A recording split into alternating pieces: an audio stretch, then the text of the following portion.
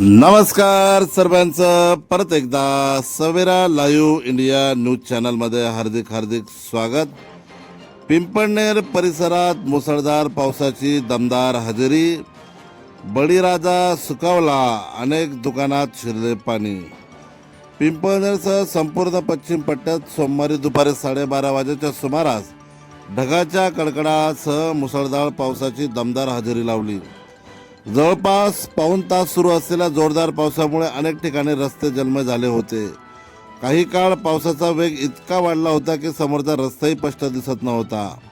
अचानक झालेल्या मुसळधार पावसामुळे नागरिकांची धावपळ उडाली. गेल्या 4 महिन्यापासून कडक उन्हाच्या झळांची नागरिक हैराण झाले होते.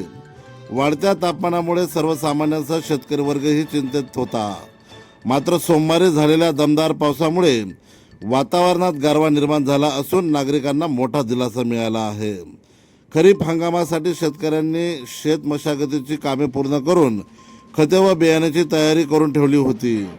पावसाच्या प्रतीक्षेत असलेल्या बळीराजाला या पावसामुळे मोठा आधार मिळाला असून पेरणीच्या कामाला आता वेग येणार असल्याची आशा व्यक्त होत आहे.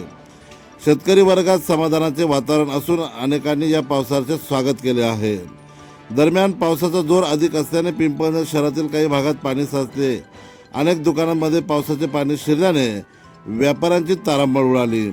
काही ठिकाणी दुकानांना मशिने व मोटारच्या सहाय्याने पाणी बाहेर काढावे लागले. अचानक झालेल्या पावसामुळे बाजारपेठातील व्यवहार काही काळ विस्कळीत झाला होता. रस्त्यावर पाणी साचल्यामुळे वाहनांना देखील अडचणींचा सामना करावा लागला.